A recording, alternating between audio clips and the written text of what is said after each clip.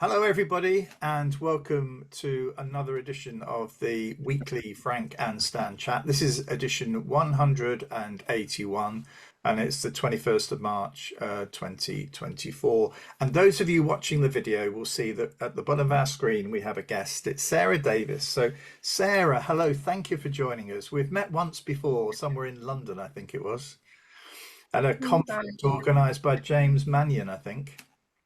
So, what were you doing there? So I was there, and it was my first time at the Rethinking Education conference. Actually, a really good and informative conference, and I was there to discuss my interpretation and perspective and the research that I've been doing around Oracy. So it was great to be able to share that with people like yourselves and to be able to have those discussions. Yeah, and it struck a chord with me. I was in the session with you, and it was very topical as well. And it looks as though it's going to continue to be very topical as we move forward. So we'll get onto you to get a bit of a sort of presentation about, or a description about what you're doing and where you are. But Stan, before we get to that, we always say, "How are you this week, Stan?" I'm good. How are you, Frank? Because we rarely ask how you are. Well, as you know, this is an unplanned chat, and I have to say, last Saturday, my brother, who has been a guest on here twice before, a former HMI like me, he passed away last Saturday, and it's taken a little while to sort of get through all this. To be honest, it was still a surprise, and he's been one of our best guests, hasn't he? Really, I think you said, Stan, if you'd met him before me, you would probably he would have been your mate. Yeah, if I'd met him at the same time as you, he would have been my mate. I know, but anyway, so I'll do when I feel sort of more inclined, and we'll do a sort of formal thing about Barry. But anyway, thank you for asking. I'm sorry it wasn't a bit more upbeat, but that was what's been on my mind. Sarah, so what do you actually do? What's your job? And tell us a little bit about the book you've written as well. Absolutely. So first of all, my condolences, Frank, obviously. Yes. Now, when we talk about the book and we talk about what I do, I am, at the moment, I'm an assistant head teacher over at a secondary school in the Northwest. More, if we was to zone that down, in Oldham. So some people might know it. We frequent the papers a bit, but I absolutely adore it. I absolutely adore the students. How long have you been there? So I've actually been at this school now for 7 years. I am an army child, but I was born in Oldham. So my experience is always quite a unique one when I think about the fact that I'm an English teacher as well. So I was born in Oldham, but I was raised in Germany on an American army base. So even though I'm an English teacher, some of the spellings I still struggle with. So, so colour, I actually have to stop myself. Even if it's on the board, on the whiteboard, if I write it, I will still look at it and go, Zeds have a place in my heart. But at the same time, I was raised with yellow buses and, Oreos for breakfast. So it's one of the, it's a catch-22. So did you have an American father or mother or? No, both were in the British Army. It's just which station was it? Whereabouts? What was the base called? Dusseldorf. So we were based in Dusseldorf. So when I came back over, I was still in primary school. I was about 7 when we came back over. And we've just, we talked earlier about the fact that I went to university in Preston and things. I just always seem to gravitate back towards Oldham. There always seems to be something that's pulling me back in this way. But I do think a lot of it is to do with, particularly work-wise, a lot of it is to do with the students that we've got and the fact that they, if you buy into them, they buy into you. And that is so prominent when you think about, the students, particularly if they require anything like free school meals or they have that pupil premium stigma around them, that actually they just want that consistency and they want to be able to share that with you. So off the back of that, a lot of my focus has gravitated towards Oracy because of the fact that I think more often than not, it's a neglected skill. I do think that there is an argument to be had over the fact that what a lot of the education system at the moment doesn't do is take into account just how fundamentally important it is in order to make that progress going forward. It's very much like the chicken and egg style, isn't it? We have the same argument with reading skills and this recognition of the reading skills as we should do with the Oracy skills, that actually in order to progress with an academic subject, they need to have those foundations there and they need to be able to do it right, because what we need to do is prepare our students for life after school. I think the moment that we look at a situation and we go, okay, let's get them to their GCSE results, then actually we might as well not be teaching. We might as well not be educators, because actually what we're doing is we're teaching to a specific parameter. But actually, when we look at developing those skills and giving them the confidence to be able to, you know, articulate themselves, to be able to have conversations, you know, it's so much more than that. So yeah, so Oracy is a massive part of that for me, because what I want is to, you know, to support the development of well-rounded, you know, citizens, as opposed to just getting those letters on that paper. I want them, whatever that letter, you know, whatever that number is on that paper, I want them to be able to then go into a job interview or go into a college or hold down a relationship, because they're able to have those conversations. So yeah. Yeah. So I mean, Stan and I have been asked about, well, it's been occasionally we've been asked to write, you know, think about writing a book. Well, I don't know how we find the time to do it, to be honest, but I mean, you have written a book. So, I mean, tell us a little bit about that, talking about Oracy, and actually, what's the secret? How do you find the time? Well, there is quite a story behind this one, and it does not make me sound like a professional. No, so basically, I love, like, first of all, disclaimer, I absolutely love my family. I really do. I have two young children. One's 13 and one's 5. Fabulous husband who supports me every step of the way, and a loving mother who is my loving mother. And the thing is lockdown happened.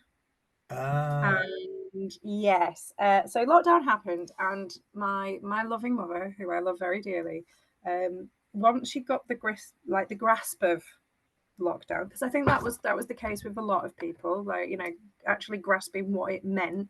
I do remember having that phone call with her where I was trying to explain to her that, you know, we are actually, you know, we're going into a lockdown. You can't go to bingo next Saturday. No. Bingo's not going to be open. And it took a lot, but once it sunk in, the next minute we ended up doing a very quick drive-by on the day of, very quick drive-by to pick up her 4 suitcases and a budgie, you know, standard.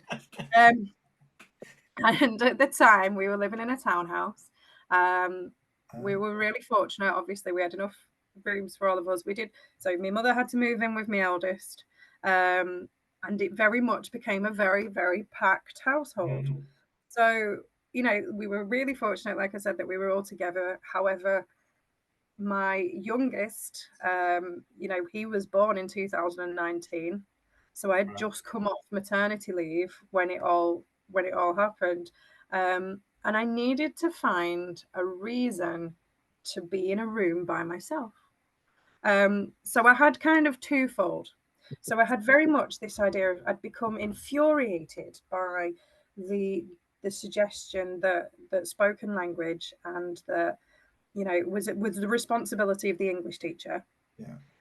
And that was what we had to do, because when I came back, it was that time of the year where all of them have to be filmed, and, you know, we have to do speeches, and it became a burden and an add-on, and it was perceived as this kind of, you know, this thing that had to be done for the sake of it. There was no the building of the schema around it. There was no real power and passion behind it. And, you know, when you're talking to practitioners in every single place, then you're hearing the same thing.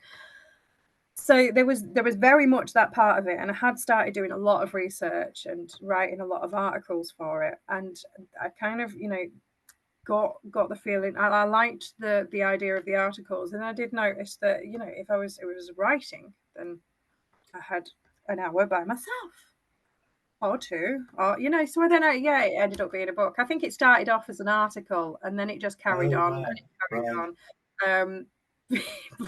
So yeah, no, and like I said, it was just a culmination really of you pick it all up as you go along, and you really talking to and the opportunity to talk to so many practitioners as well, because I do think that was something else that the entire situation allowed me to do, was to be able to have conversations with practitioners across the country just by jumping onto a Teams call or a Zoom call with them, and to be able to talk about the different strategies that they were using, how we using it going forward, and more importantly, because then it went full circle, because then it started thinking, well, we've got students at the moment, and we are still teaching students at the moment that spent a good 6 or 7 weeks, couple of months, not speaking to anyone. Yeah. So we've got a lot of skills there that we need to really help and support on. So yeah, I mean, going back then, when it all opened up, you've got the book behind you. Your actual sort of knowledge and awareness has increased. I mean, were you like a bull in a china shop, wanting to get it all changed, back at school? I wish there was, but that's the frustrating thing with Oracy in general. Like, the more that you begin to really fall down the rabbit hole of its significance, its importance, the different components that need to be attached to it, what it really means, how it can be, how it supports with the education of others. As soon as you realize all of that, you become increasingly frustrated about, misconceptions or misunderstandings, or, you've got to spend a lot of time working with people to identify what it is not, in order to get anywhere with what it is. Because it's very easy when you do go full bull in a china shop style, and it's like I mentioned at the presentation. It wasn't long after that, was it? Like, it wasn't long before that everything had blown up because of Keir Starmer's 5-point review, and Yes. this idea of even just any politician referencing spoken language, the world went into chaos. UK went into chaos. Like, oh my gosh, what is this? What is this thing that we need to do? And unfortunately, in some circumstances, the first thing that then happened was then people met and went, okay, we're going to create a debate club. We're going to, Oh no. we've done it. And yeah, and that's always, it's always something that's so frustrating in a way, because you can't be a bull in the china shop with it, because you run the risk of people perceiving it as tokenistic, Yes. or not embedded. And it's about really getting to the root of why it's important as well. Yeah. Yeah. I'm thinking now back to this is going back in the dark ages. Oh, here we go. When I was teaching in primary, but I used to do things like set up play opportunities for year 6 pupils to encourage them to talk about things. So we had a travel agents, for example, in the corner of the classroom, and children were timetabled to go and play. And I did a paper on it at the time, because I was assessing at the time, speaking and listening. And I was using that opportunity to say, right, these children, middle of Salford, actually have a second language that they can use if they're in that circle. Children would answer an imaginary phone in fantastically classic language, whereas outside on the playground, it would be a completely different type of language that they would use. And I'd never realized the capacity to be able to do that until I sat down and observed them at play, on a formal play, if you like, because the occasion, the environment was set up for a particular set of conversations. I remember when, again, going back to that work in the co-op. I've mentioned this before, but it fits so neatly. I'm going to say it again. We had we used to have sort of hundreds of children on work experience for 2 weeks, coming in from Stoke, from Leeds. First experience on the train, having to come in as a year 10 on the train from Stoke to Manchester. We'd collect them at the station, walk them back, and then what have you. But at the end of the 2 weeks, they had to do a short presentation on what they'd learned as a group. And after we'd done that for a couple of years, somebody said, well, I've got a friend at, I won't mention the independent school, but I've got this friend at independent school. He's heard about it. Is it possible to have 6 or 7 of their students coming in as well at the same time?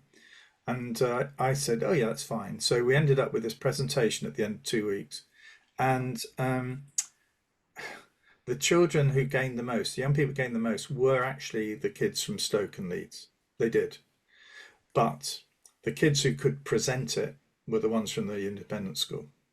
You know, if you could dig a hole in the back of the wall, the kids from the academies that we had them from, they'd dig that hole and they'd do the presentation about 4 rooms back. Whereas the independent school kids, right at the front of the stage, able to present it, you know, they've obviously done this frequently. They were sort of on it. They'd seen people presenting. They convinced themselves they were going to be in a position where they would have to do that going forward. I'm not saying every child was like that, but there was just a marked difference between the two. And you know, I mean, you can see it with my own children and my grandchildren. You know, the sort of, in a way, they are products, aren't they, of the schooling. You know, if they're spoken to all day long, and here's the knowledge, folks, you know, not a case of, should we just discuss what that point was? Do it within, you know, in your group. Let's have somebody present it back to the main class. You know, I mean, that's simple stuff, in it? Really simple stuff. I don't think that happens as often as it ought to. Well, that's it. And I think one of the things that I noticed, and I was having a discussion, or a close friend of mine, he is head of chemistry over at a sixth form college. And he was saying that one of the most frustrating things was always the fact that he had these students that were getting, you know, they were excelling academically. They were amazing. They were absolutely fantastic, but they weren't getting the university places that they wanted because they weren't able to do the interview side.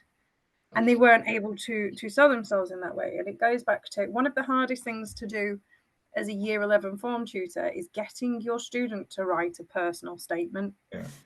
Because they just don't have this confidence in this and this ability in themselves to be able to do it in that way. And this is very much that kind of idea that you were talking about. And it's when you talk. Sorry, Styles. I was just going to say, do we knock it out of them?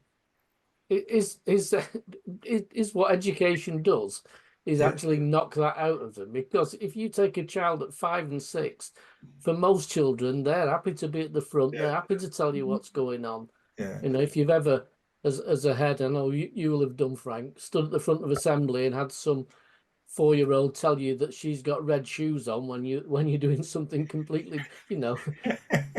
Somehow we must knock that out of them if we get to a point where they're not that confident, or they haven't got the skills to be able to articulate what they need to say. Let's be honest, when we talk about engagement with business, that's the first thing. If you're a business leader, you've got a young person coming in for interview or on work experience, that's the first thing you're going to detect, isn't it? Their confidence to be able to be in a group of people that they've never met before, to know how to introduce themselves, to ask some sort of relevant questions, to make it look as though you're listening, even though you might not understand any of it. You know, but all of that is part of the early engagement with a new employer, you know, to make it look as though I'm really interested in this, I want to make a success of it. Yeah, we don't do enough on that. And this is where we struggle, isn't it? I mean, this is where it goes back to what I was saying earlier about actual, you know, schools recognizing what Oracy actually is, because it's very easy to fall into this trap of, oh, well, it's how they speak to each other. Well, it's not. It's so much more than that. It's how they speak to each other. It's how they listen. It's how they recognize the formality, the audiences. You know, it's the cognitive side of it, the linguistic. It's the body language that's attached to it as well. And what you find more often than not is, and it goes back to this idea of exposure and being a product of where you come from, the fact that actually body language plays a significant part in it, you know, in circumstances, because they don't understand the fact that, you know, if they're laid there kind of like with their arms crossed, or if, you know, if they might be perceived in a certain way, or it might be that it's misinterpreted, so to speak. And it goes back to tone as well. And you know, when you think about breakdowns in communication and where actually recognizing Oracy skills needs to be done on more of a pastoral level. It's about this understanding that actually more often than not there's a breakdown in communication that's taken place because a tone has been misinterpreted, or it's not been recognized the right way, or actually a situation that could have been de-escalated has escalated because everyone's started getting fired up in that way. And it happens a lot more, particularly with those students that aren't given the ability and the exposure to be able to regulate themselves, to be able to recognize those signs. Yeah, I agree.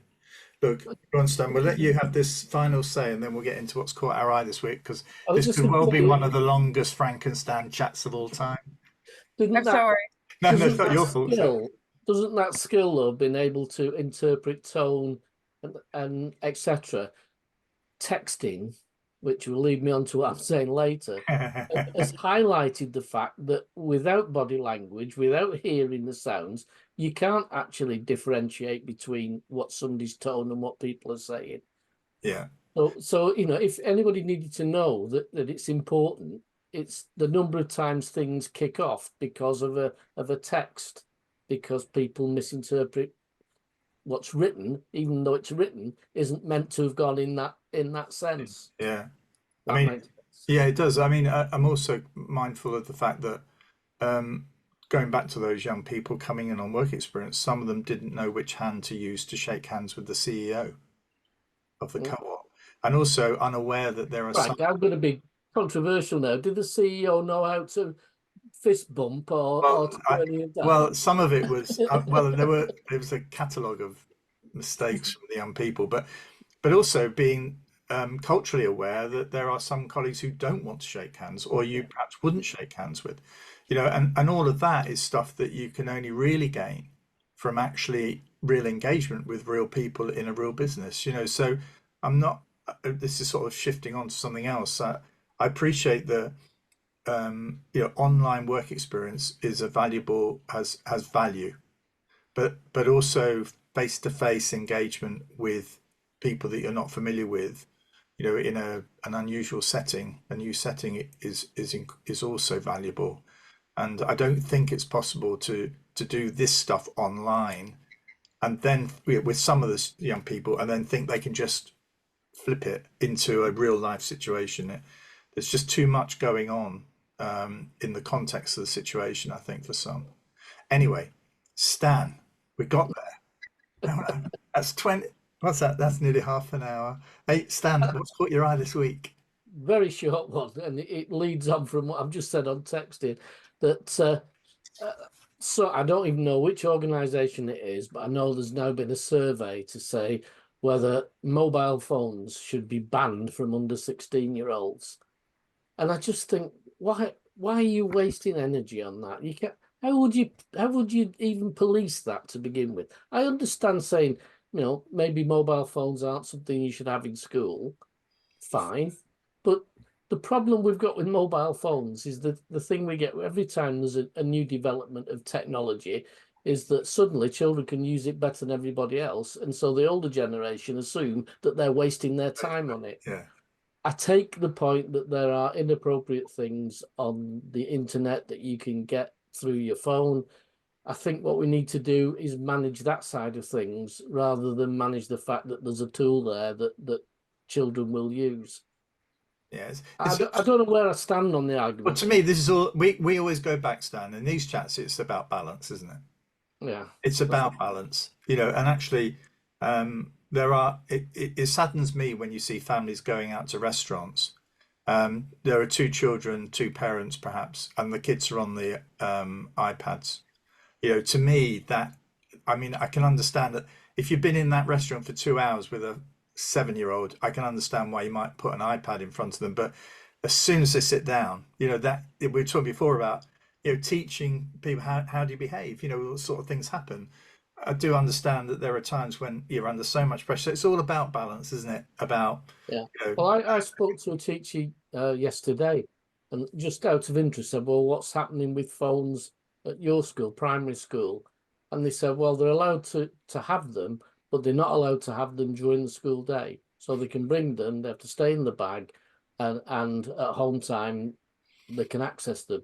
And that's been with a discussion with parents who want, particularly the older ones, to be able to send a message to say I'm on my way home, or there's a problem or whatever.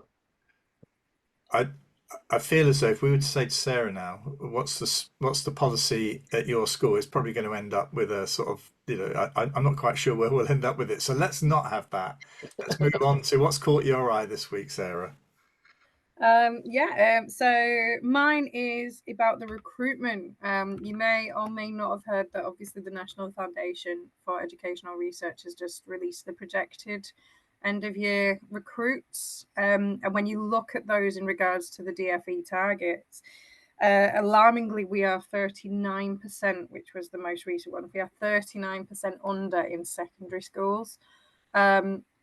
So I mean, I think it just really encompasses, there's a lot going on within secondary schools at the moment. I think we're still playing a lot of catch up. We're closing a lot of gaps. We're experiencing, student experience has had to be adapted. And as a result of that, with the curriculum, and we're still on the end of the changes to the GCSE assessments and the way that those are projected, so that still has an impact as well. I think 39% is particularly alarming. When you look at which subjects it is as well, it does appear to be MFL, maths, physics. So I've got 3 children.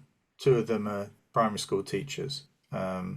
Our son Dom said straight away, I'm not going to be a teacher, which is in some respects great, but actually you're getting to a point where I'm thinking, was that a good career move for them? Now they've all progressed, they're in sort of leadership roles and whatever, but there is, I think we've spoken before here about, you get to a point where I'm thinking about career changes that I think when you get to a certain age and you have family responsibilities, whether that's male or female, and some of those intrude, don't they, on your ability to prepare and do some of the other stuff that you used to do. There was a tweet this week, somebody saying, we were inspected by an HMI this week, and she said, I thought I was a really good teacher because people had said I was. But actually, since we've had our 2 children, I haven't got the time to do what I did before that made me a really good teacher. And now I'm starting to question whether or not I am a good teacher, it's all, and she was saying, thinking about those pressures and whether where her priorities should be at the moment, and I think our 2 female children face that pressure more than our son does. And I think that's a real challenge, I think, in terms of, what they do and how the tasks or what's expected of them. Like, for example, a Christmas show or parents' evenings or after school activities that are going on, which some people can commit to, but others can't. I think there's just a lot going on which prevents some people from thinking that this is a good career move for them. I think there's a real leadership issue there, Frank, isn't there? I mean, you've got to know that some of your best teachers will have those different priorities over their time in school, and you've got to appreciate that at times families will be coming first, and rightly, and therefore you've got to have a balance in your team. That means you've got some who are not committed to anything other than school for a period, at the same time when you've got others who are family focused, for rightly so, for a time period. And I think there's a lot of leadership issues around that, about how particularly head teachers view teachers who are want to spend time with the family and want to commit to family for this period of time. I find that I'm sorry about this, but I find any head teacher that says, we think about the business we're in, who then finds it difficult to get their head around those sorts of family pressures, says to me that somebody who's perhaps not had the breadth of training or awareness or whatever it may be, to sort of manage the full range of issues that are going to come their way. I remember teachers coming to me, I could tell when they were going to tell me that they were pregnant. I could tell. They'd knock on the door and they'd apologize they'd apologize for being pregnant. And I would say that this is fantastic news. I mean, they would say, but what are you going to do? Who's going to cover?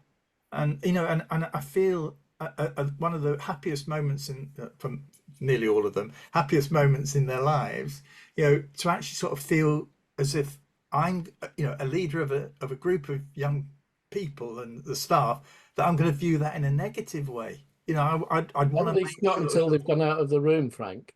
Yeah. And then you go, oh, Oh no, what am I going to do?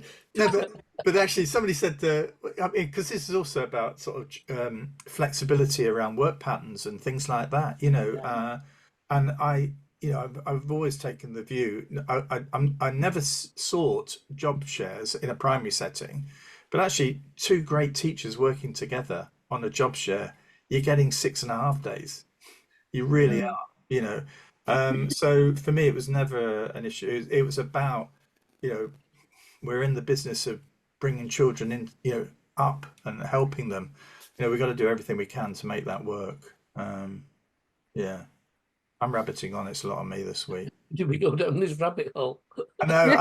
I think we've gone down this. Yeah, I think I've thrown us down a rabbit hole. I do apologise. No, don't worry. No. What's caught my eye this week is the Office of National Statistics issued some information about graduates and young people who had progressed through schooling and had got either a degree or had got a level 3 or plus qualification, and they actually were on their website. You can put in the name of the town, and actually it's not just Oldham. You can put in all the surrounding areas for Oldham as well. So there's, I think, 700 towns or cities. So the work I do for the Northern Powers Partnership, this is really quite interesting because we're looking at productivity. And when I look at, and so I did a quick search because I've been involved in Blackpool, so it's still, thinking, oh, I'm still feeling part of it. But I chose Oldham as well, Sarah, because I knew you were coming on today. And it's really interesting when you look at the data for a town like Blackpool, the number of graduates and young people getting level 3 qualifications is really good. It beats the national average. And then other areas like Leeds are below the national average. But what happens is places like Leeds, because they've got the 2 big universities or 3 universities, they draw in their graduates, and those like staying in Leeds, so they stay. So those people coming in, those graduates coming in, fill the gaps that the Leeds system has not delivered. Whereas in Blackpool, those people then move out because the job opportunities are not in Blackpool, whereas they are in Leeds. So in a way, it's a sort of vicious circle. So those that are getting rewarded are in effect businesses in Leeds who are able to draw on the graduate population. And because Blackpool doesn't have its own university, there is that sort of little bit of a brain drain out into other places. They're going to Manchester and to London.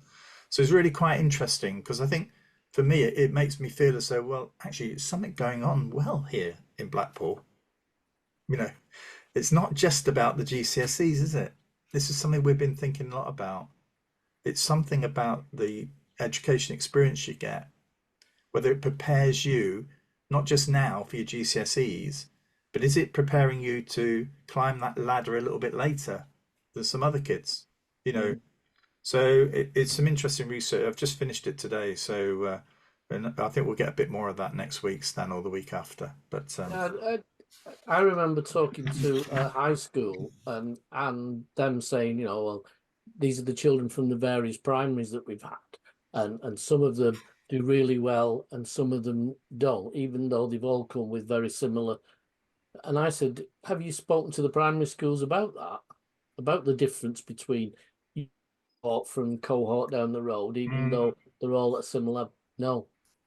And yet they've got the Fisher Family Trust stuff that is possible to share it with the primary schools to say, look, your children might come with all the right expectation, but within 6 months, they're really not doing as well as children from another school what is it about your preparation that's not working? Yeah. We don't share information like that. No. No, But it would be nice for a Sarah primary will tell me school that or they even do a that. secondary school to have an alumni, a proper alumni, so you knew exactly where, many of your children end up, because it could, I mean, I don't know, some of the stuff you do as a teacher, you think, I enjoy it. I don't know why we're doing, well, I don't know why everybody's doing it. And then you think, well, actually, two of those young people turned into, dancers because I like dancing, and you think, well, I'd like to know a lot more about all of them, but we never get to find that out. No, it's quite interesting when you say that, because we put quite a lot of so secondary schools put quite a lot of energy and effort into ensuring that those neat figures stay as low as possible. So, but then as soon as, like you said, then as soon as that happens and as soon as that's done, What happens? Yeah, exactly. Yeah, I mean, this is a whole new thing. It's really, to me, it's about eking out, really getting a good understanding of the data, because in those neat figures there'll be individuals who are very able, and you have to ask, well, why are you not turning up? Why did you not turn up? What happened? And we need to understand that a bit more, I think, rather than just looking at the data. Anyway, which is what I've been doing this afternoon, just looking at the data. I haven't got any answers. But anyway, Sarah, thank you for joining us. No, I thank hope it wasn't you. too painful. Most people say it wasn't too painful, so we'll be No, it disappointed if you say it was wasn't. It was awful. great. And what I'll do is, for those of you interested in Sarah's book, there'll be a little image of the book at the back at the end of the video. So I'm sure she'll enjoy the royalties if you were to buy it. Next week we don't have a Frankenstein Chat weekly one. We do have a spotlight, which is on the. We recorded one yesterday with a couple of lecturers at Manchester University on the marketisation of school leadership programmes, which is quite topical for today. We didn't get onto that, but it is topical. So that'll be broadcast next week, and then we're back the week after. So thank you, Sarah. Thank you, everybody, for joining us, and Thank you, Sarah. we'll see you all in Thank you both. a time. Thank you. Thank you Bye-bye. very much. Bye. Thank you.